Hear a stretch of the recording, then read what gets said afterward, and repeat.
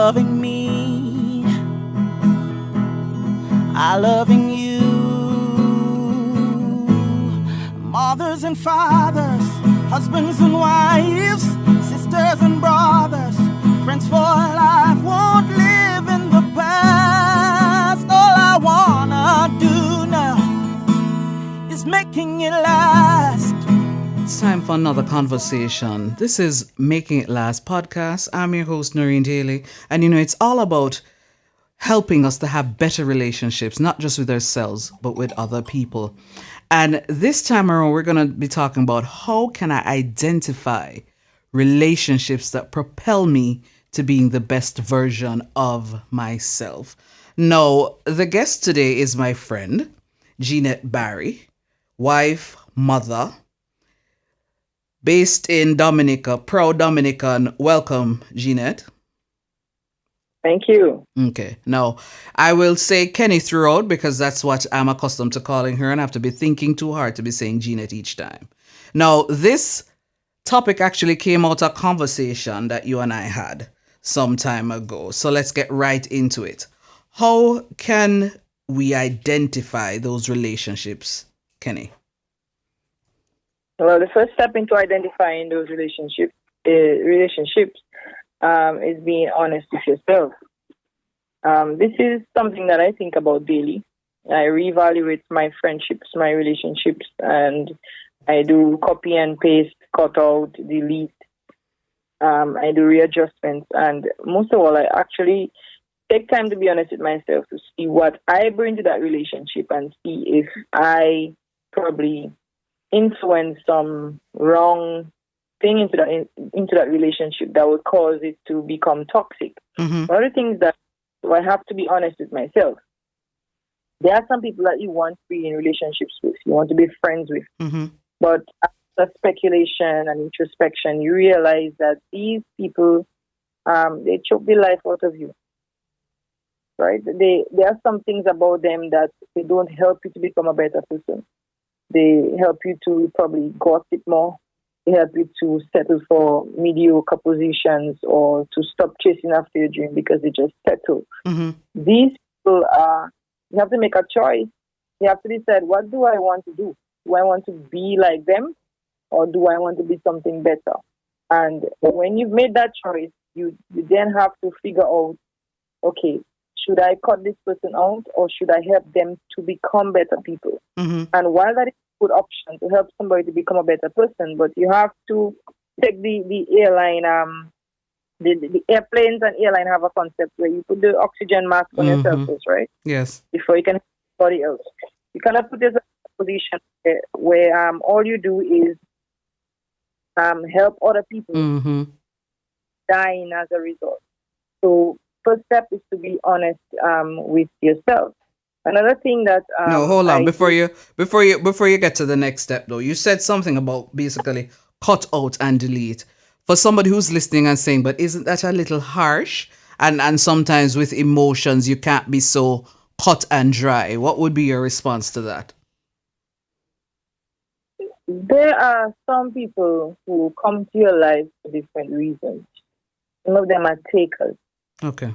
They come to just take things out of you. They suck out your energy. They take out your emotional vibe. They don't add any value to your life. And while we are Christians, we're supposed to be the light of the world. Mm-hmm. But one of the ways we can be light, you have a flashlight. If there's no battery, can it light? Something has to be placed in so you can give something out. So if all the people you have surrounding you are people who are taking out of you, what are you eventually going to give? You're going to lose who you are. So I think there comes a time when you actually have to choose yourself so that you can be a better influence to those around you. Okay. And I would eliminate somebody from my life if I realize that, one, I cannot help you, and two, I am destroying myself trying to help you. Okay. Fair enough. All right, you can go on to the next one. Another thing we have to do when you're identifying relationships that will prepare us is we need to pay attention. Sometimes are friends, and because we like the idea of the person. So I like the idea of having a friend who is a professor at a university, for example, that I become blind to the fact that these people may just be using me Mm-hmm. whenever they need me. So they need to do a training or they need somebody to sign up for a particular course. They ask me to recruit people or whatever it is. That's just an example. Mm-hmm. So you need to pay attention because some relationships and friendships are not what they appear to be, True. right? And we as humans, we tend to see what we want to see. We become Mm-hmm. blind to because we tend to see what we want to see. But we have to admit to ourselves, we have to face the feelings that we actually feel. It's hard to face those feelings. Sometimes you might become friends with somebody and you become friends with them because you envy some part of their life. Ah. Envy.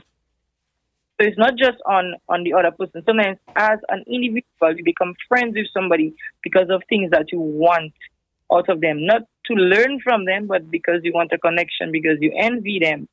And this is a feeling you have to actually face and see, okay, I am in this for the wrong reasons. I need to pay attention to that. And I need to realize that that kind of relationship cannot sustain itself. It's not sustainable. So this is where, you have to pay attention and you need to make the necessary changes. When you pay attention, you're Mm-hmm. able to identify. And finally, one last way I think you can identify, it kind of ties in with pay attention, Mm-hmm. is where you're able to see past the mask. Now, we are in a state of the mask, right? Everybody's wearing a mask, Mm-hmm. but everybody puts on a mask. Sometimes you go to work and you don't want somebody to see the way you're feeling, so you put on a smile. That's a mask. There's a mask that some people put on, and it takes effort and time to see the true character and the goals of our friends, to see what their intentions are. So you're saying all of this with, I'm sure all of this is not just book knowledge, is that you actually have had experiences, or you continue to have experiences why you're able to arrive at all of what you just said. Yes, too many experiences. I sometimes think of when I see people say BFF for life, and I think of some high school friends that I have now. Mm-hmm. I keep looking for them and cannot find them in that capacity. Probably because I don't fool myself to call people friends when they're not actually friends. I have a lot of acquaintances, but the word friend takes something a little deeper. No, I have relationships with those people. I have friendships with them in the sense we are cordial to each other. If they need me to some extent, I'll become available. But there's a difference between the circle that I have that actually help me and I help them. Mm-hmm. This positive. I remember an experience I had last year. I met this couple and they just moved to another country, and it was nice to actually have a friend until I started really listening to what they're saying. And that's something we miss. We listen, but we don't listen. Yes. True. Person talking, and then they were saying things. So, for example, I would say, okay, I like mangoes, Mm-hmm. Julie mangoes. And the person say, yes, I like Julie mangoes too. And then I would say, I like long skirts. And the person say, I like long skirts too. And I'm saying, but wait, why are they so similar to me? That's not normal. So I began to really listen. And I realized that people really become your friends. They see you, they say, okay, Mm-hmm. this is somebody I should get to. And then if you're not careful, these people they are like termites, they are leeches, and eventually they take too much out of you than you're willing to give, much more out of you than you're willing to give. So I've had a lot of experiences with this, and it helped me to better listen, Mm-hmm. helped me to pay attention, and sometimes it has been very painful and lonely sometimes, Mm-hmm. but I am for quality over quantity. I'd rather have two good friends than a host or a horde of bad friends. Yes. You said something just now that I just want you to elaborate on a little bit. You said that you don't necessarily call everybody your friend. To you, who then is your friend? I mean, I think it's easier to To say respond who to is not your friend? Okay. Whichever way, right. Let me see if I can say it in a way that answers the question in both ways. I think the word friendship is sometimes used as the word love. No, I love Okay. apples. I love my husband. I love my children. I love to drink. I love to play. We use it for anything we find pleasant. Anybody you talk to, you say, "Oh, that's my friend," and social media has not helped because Facebook is now creating a. According to Facebook, I have so many friends. How Right. many of them can I call on when I'm in desperate need? How many of these people do I actually trust? The fact that Jesus himself say he's our friend, and we know about that level of friendship we can have with God where we can bear our souls to him. That tells me that if Jesus is considering himself my friend and I can have that level of trust and openness with God, then the people that barely know my last name, don't know my struggles, these people are not my friends. They're acquaintances, I'm cordial, we have a conversation, but there's a Mm-hmm. deeper meaning. And Right. when we're talking about relationships that push you, it Mm-hmm. becomes even tricky because then we not only have to identify friends and family, we also have to identify possibly people who may not be friends, who may not be family, who may be acquaintances to Mm-hmm. us, but in a position that would propel us to be better versions of ourselves. All right. We're going to just take a quick break right now and get a word from our sponsor. So, the whole idea of a branding strategy sounded so exotic and so fancy to me. But after having several conversations with Neon, I now have a clearer understanding. I am sure of what my identity is, what it is that I want people to see Noreen Daly as. Thanks, Neon. Thanks, Splint. So as it is, as we're wrapping up, Kenny, you said there are basically two or three things. I believe, yeah. I think I missed one of them. But you said specifically be honest in identifying the relationships that propel us to be better versions of ourselves. You said pay attention, and I believe I forgot to write the last one.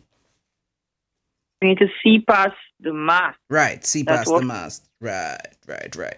So you've said those three things. If it is that somebody listened or heard them just know, but yet they're still grappling with this concept because for them, they're saying once somebody is around me and once it is that they want to be around me, I'm going to ensure that I become their friend.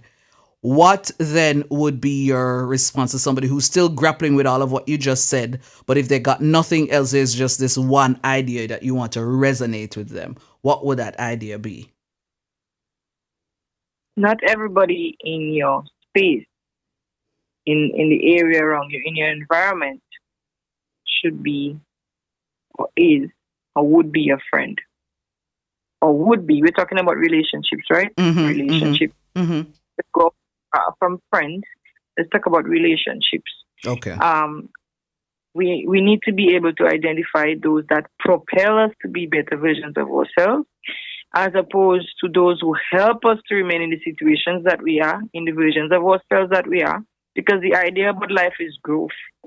So if you have that friend that just stuck in their head that you're just a high school graduate and you are, for example, a high school teacher, Mm-hmm. and they're just that, and anytime you make a move to become something better, you're seen as radical or unorthodox, then Mm-hmm. probably that's somebody you need to, okay, yes, they can be your friend, but not into that bracket of relationships to propel you to be better persons, because this is really what we're talking about. Yes. So True. we're not saying to drop all your friends, we're not saying to drop all your acquaintances or to change your boss. What we're saying is you need to be able to identify who are the persons that can handle your good news, that can encourage you to be a better person. Your mother might not be that person. Mm-hmm. Your father might not be that person. You may be the ones who like to see in your comfort zone. You need Yes. to identify who it is that is actually going to push you way past, way beyond your dreams. This is what we're trying to identify. Be honest with yourself and pay attention to those who are around you. Not everybody who's clapping Mm-hmm. clapping when you speak, clapping for you, or who's on your side, right? True. And try to pass the mark. Not because the person is your brother or your sibling, that means they're ready for you to go beyond what they think you should be, their own limitations or their own ideas of what you should be. Hmm. There is nothing that I'd like to add to that right now because I think that's an excellent note to conclude this conversation. Thank you so much, Jeanette Barry. Over You're there welcome. in Dominica, thank God for technology, so it could happen. This was Make It Last podcast. I'm your host, Noreen Daly. Until next time. Making it last is all I care to do. You loving me, I loving you. Mothers and fathers, husbands and wives, sisters and brothers, friends for life, won't live in the past. All I wanna do now is making it last.